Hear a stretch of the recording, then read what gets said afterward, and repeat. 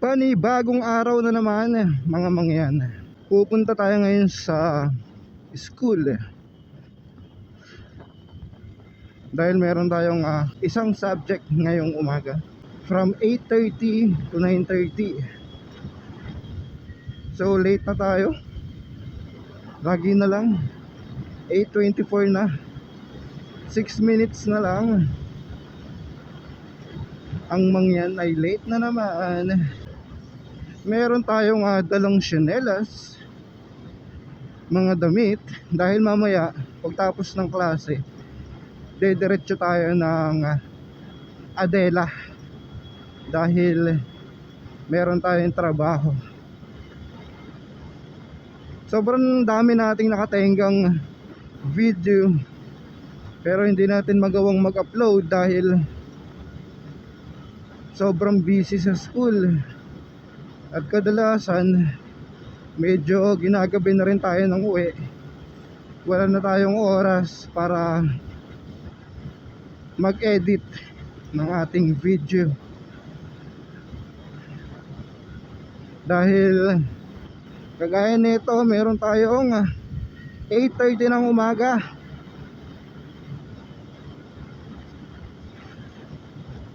Mahirap gumising ng umaga kaya kailangan matulog ng maaga, 'di ba? Magkakaroon din tayo ng pagkakataon na makapag-edit para magkaroon naman tayo ng upload mga mangyan. So pagkatapos ng klase natin mamaya diretso agad tayo ng Adela para makahabol tayo sa trabaho. Kailangan natin ng pambayad ng motor, kaya kailangan nating magtrabaho. Pero syempre huwag nating papabayaan yung ating pag-aaral, di ba? Okay lang magtrabaho basta gampanan natin ng maayos yung ating pag-aaral, dahil ang ating priority ay hindi trabaho kundi yung ating study.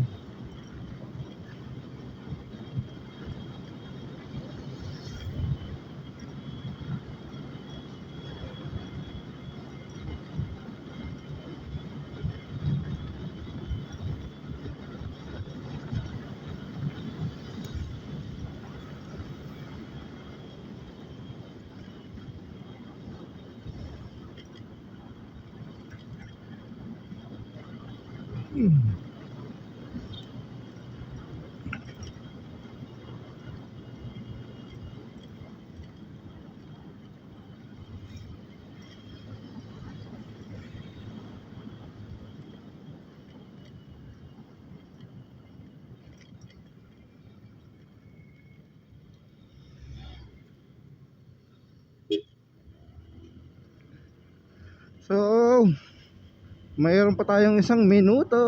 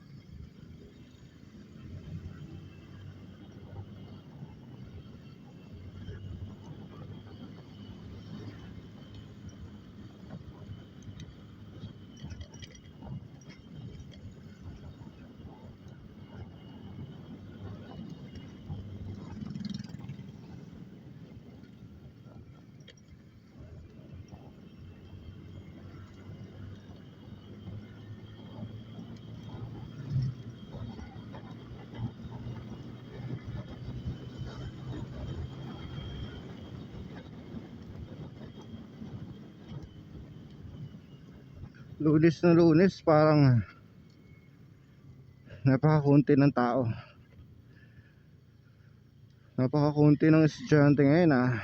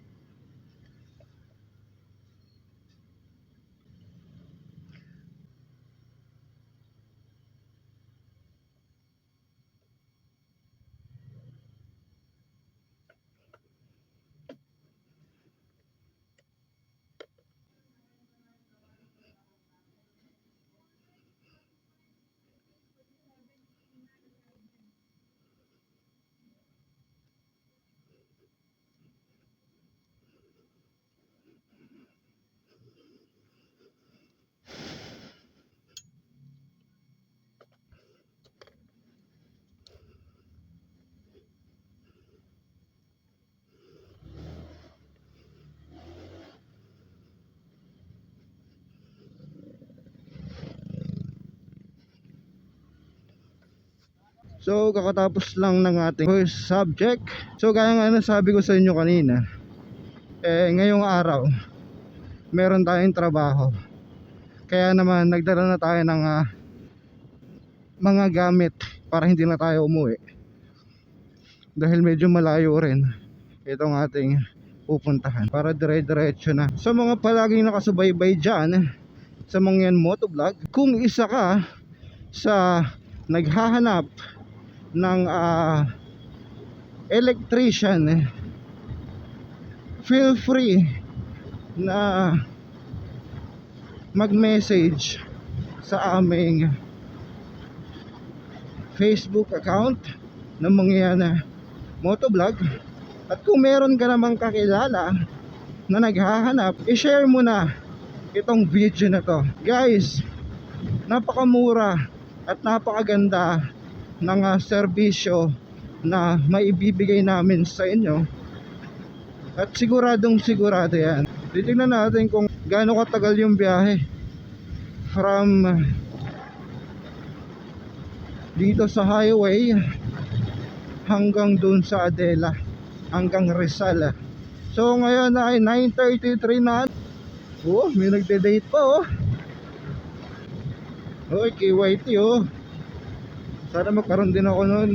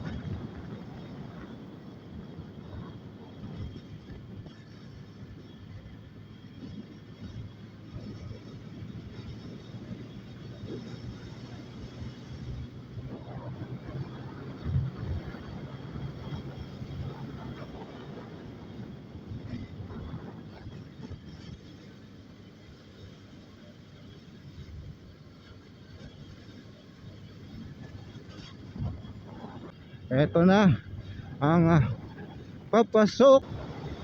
Ito na, Barangay Adela. So sabi, hahanapin lang daw natin yung waiting shed at makikita na natin sila. So time check 9:46.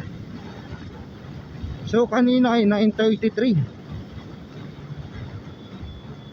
Meron na rin tayong 13 minutes na biyahe. Ganda dito no, napakaliwalas. Talagang puro bukid, bihira yung bahay. Saan ka trabaho? Ha? Region pa rin. Dito may ginagawa kami. Bahay daw sa tabi nyo lang. Hindi ko nga alam. Sabi ano eh, may waiting shed. Ayaw, waiting shed sa amin. Tapos dito ata. Ayan lang pre, yung dyan lang, harapan ng bahay mo. Ayun. Yung green yung bubong. Saan punta ngayon? Area. Uy, Dito lang, picture. buti ka pa eh. Picture. Nasahod ka na? Uy. Kuna na ako. Ingat.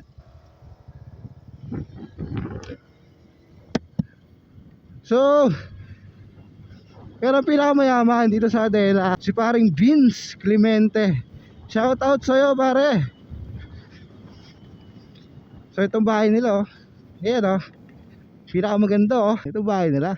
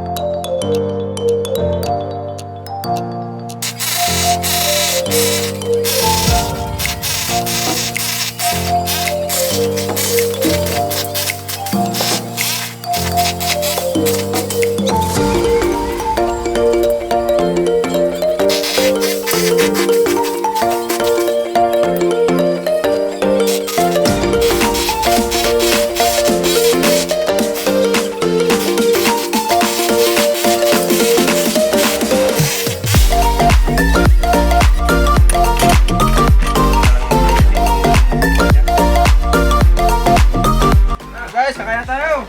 Ayan.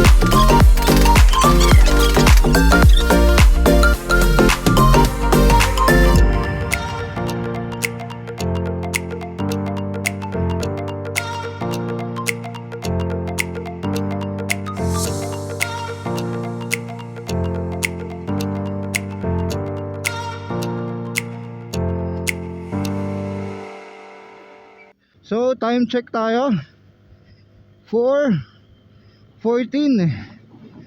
So hindi pa yun tapos pero kailangan ko nang umalis kasi meron pa akong pasok. So kaya na nila yun. Oh grabe. Uwi muna tayo para makaligo. Ang pasok naman natin ay 5:15 pa. So bibilis na lang natin yung biyahe. Grabe. So yun lang, ganoon. Ganun ang buhay. Pasok sa maga, trabaho sa tanghali hanggang hapon, tapos pasok ulit sa gabi. Ganun talaga, hindi tayo pinanganak ng mayaman eh. Grabe, nakakapagod. Pero alam nyo, sobrang nakakatuwa dahil naisisingit natin yung trabaho. Kahit na meron tayong pasok, nakaka-proud dahil malaking tulong yun na hindi na tayo humihingi sa magulang.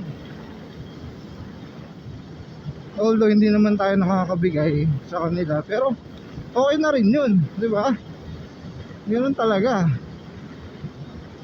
Siguro sa ngayon hindi tayo makapagbigay dahil ito si Clicky, binabayaran pa natin to. Pero soon, kapag kabayad na lahat, wala na tayong gastusin. 4,000 din yun. Baka makatulong na tayo kahit pa konti-konti. Pero sa ngayon, tatapusin muna natin yung pag-aaral at pagsasabayin muna natin yung trabaho at pag-aaral. Sobrang thankful ako dun sa kapatid ko, sa tatay ko, dun sa bayo ko, dahil sila yung tumutulong sa akin. Doon ang gagaling yung aking financial support para sa aking pag-aaral at sa aking pang-araw-araw na gastusin. Nakakapagod, pero ganoon talaga, kailangan mong magtiis dahil para din naman sa iyo yun eh. Medyo madilim na yung kalangitan, pero mukhang umuulan na dun sa San Jose. Mukhang malilate na naman tayo palagi na lang sa mga nanonood at sa mga sumusuporta sa mga yan motovlog.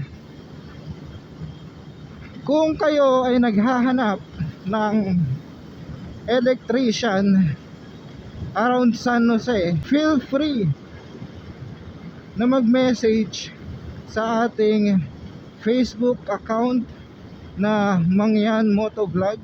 Kung hindi nyo may tatanong, murang-mura lang yung aming singil pagdating sa electrical.